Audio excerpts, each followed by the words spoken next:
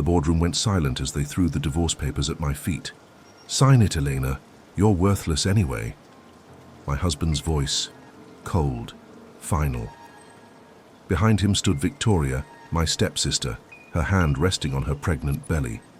The same belly I'd helped her fake for months to secure the family fortune. The same fortune built on my mother's recipes, stolen before she died. They didn't know I'd recorded everything. Every lie, every betrayal. As ink touched paper, I smiled for the first time in 3 years. If you love stories of cold revenge, subscribe now, because this is just the beginning. They thought I was broken. They had no idea what was coming. But that wasn't how this nightmare started. I was 17 when my father remarried.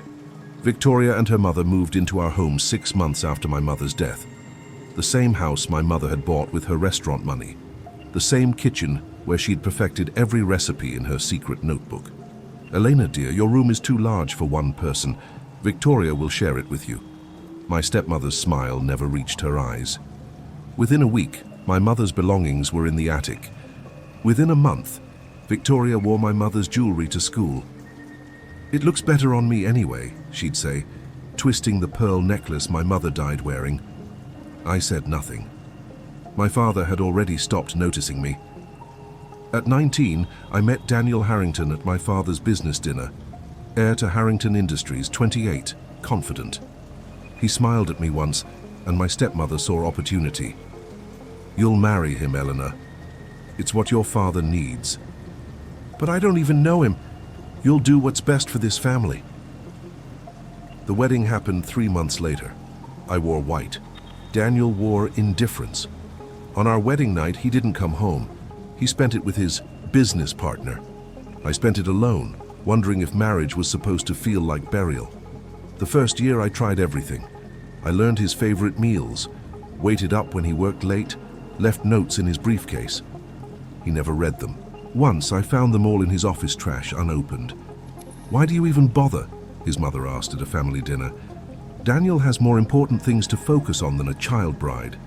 I was 22, but they made me feel like a burden, like something tolerated, not treasured.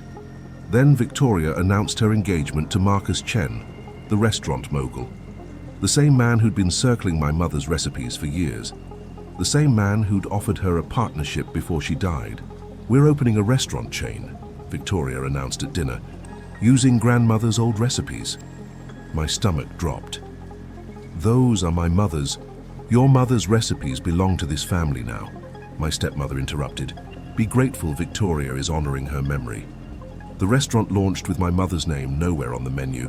Instead, Victoria's authentic kitchen appeared on every storefront. Every dish I'd watched my mother perfect. Every secret technique she'd written in her private notebook. I confronted my father once, only once. "Dad, those recipes..." "Eleanor, don't be selfish. Victoria is building something. What have you built? You can't even keep your own husband interested." That night, Daniel came home drunk. "Your family is using you," he slurred. "Just like I am. Isn't that pathetic?" I helped him to bed. He pushed me away. "Don't touch me. You remind me of everything I'm stuck with." The second year of marriage, I stopped trying. I stopped cooking, stopped waiting, stopped leaving notes. Instead, I watched, I listened. I started recording every family dinner, every business call Daniel took at home, every conversation between Victoria and her mother. That's when I discovered the truth. Victoria wasn't pregnant. The ultrasound photos she posted, stolen from a medical forum. The baby bump, padding and manipulation. She was faking it all to secure Marcus's family inheritance, which required an heir. "Once I get the money, we'll stage a miscarriage," I heard her tell my stepmother through the bedroom wall. "Then I'll divorce him and take half of everything." My mother's recipes had made them millions. Now Victoria was committing fraud for millions more. And Daniel? I found emails, dozens of them, to my stepmother. They'd arranged our marriage as a business transaction. My father needed Harrington's investment. Daniel needed a quiet wife who wouldn't question his affairs. "She's perfect," the email read.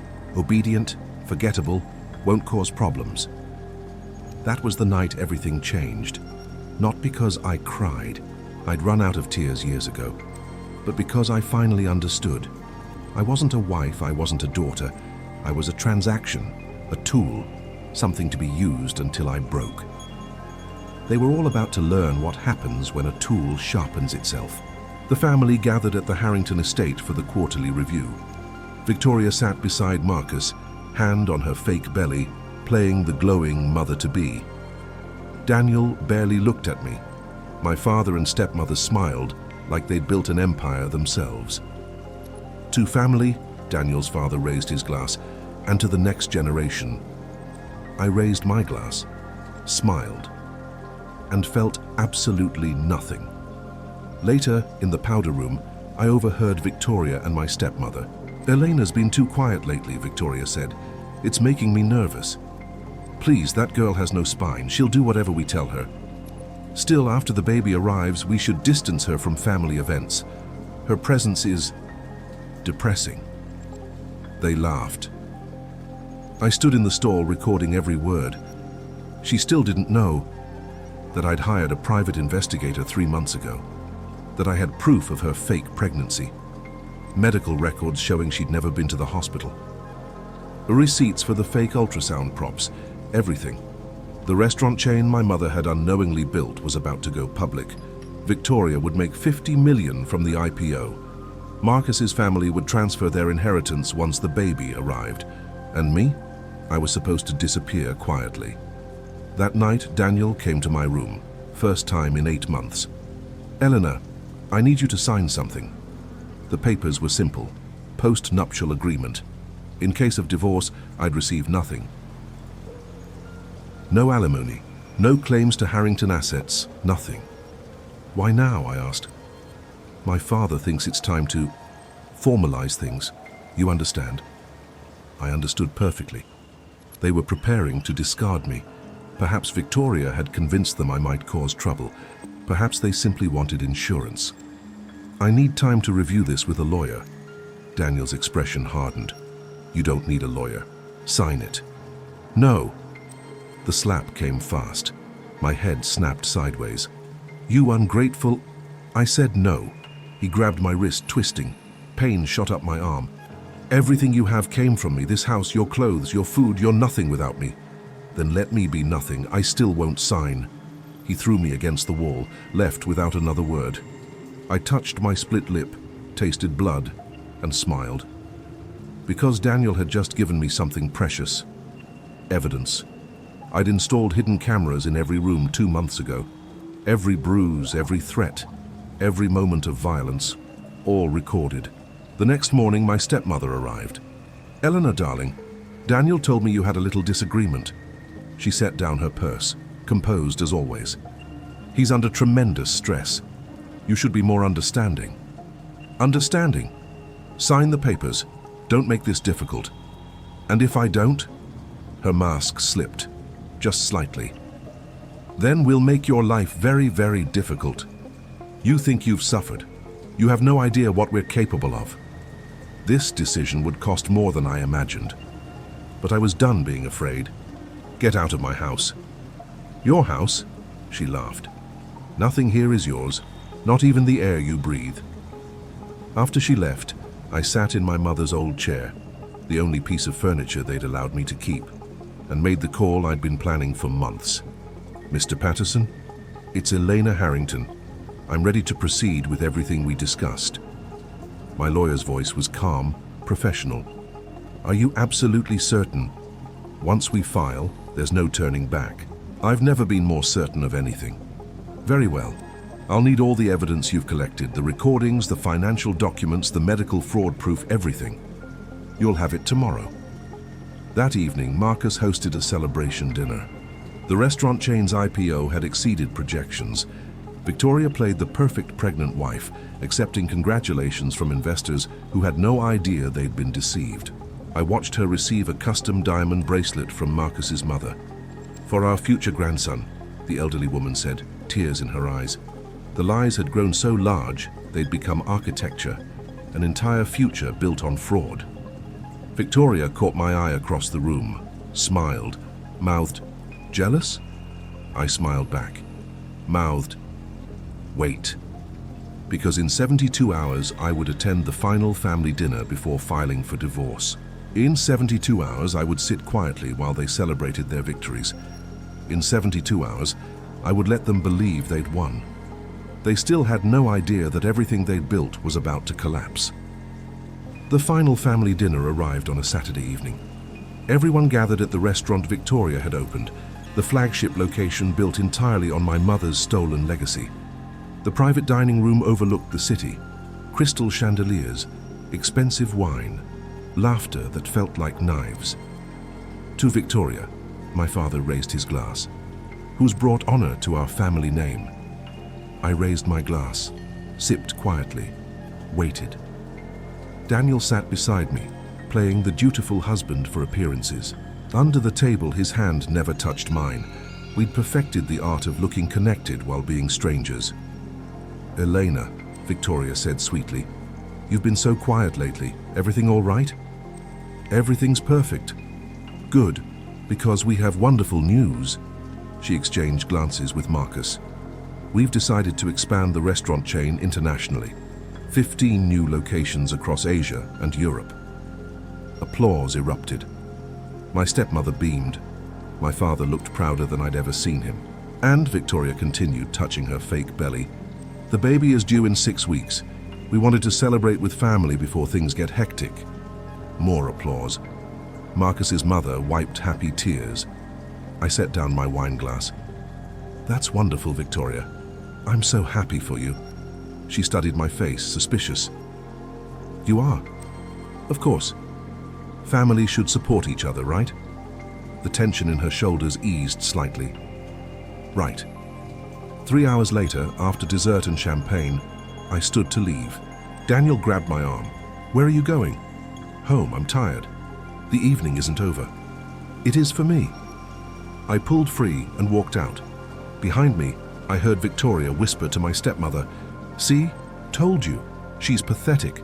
No fight left at all." That night, I didn't sleep. Instead, I organized every document, every recording, every piece of evidence into neat folders. Bank statements showing how Victoria had stolen my mother's recipe profits. Medical records proving her pregnancy was fake. Emails between Daniel and my stepmother arranging our marriage like a business merger. Photos of Daniel with his mistresses. Everything.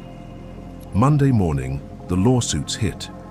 First, divorce filing with evidence of Daniel's abuse and infidelity. Second, fraud charges against Victoria for the fake pregnancy and stolen inheritance. Third, intellectual property theft against Victoria's restaurant for using my mother's recipes without permission. Fourth, lawsuit against my father and stepmother for misappropriation of my mother's estate. By noon, the news had spread. By evening, it was trending. Harrington heir's wife files explosive lawsuit dominated headlines. The evidence was public. Every recording, every photo, every document. My phone exploded with calls. I ignored them all except one. "Elena," my father's voice shook. "What have you done?" "What you taught me to do. Protect what's mine." "You're destroying the family." "I'm correcting the mistakes. There's a difference." I hung up. Victoria's world collapsed within 48 hours. Marcus's family discovered the fake pregnancy and immediately froze all assets. The restaurant investors demanded answers about the stolen recipes. Her social media went from celebration to catastrophe. She called me once.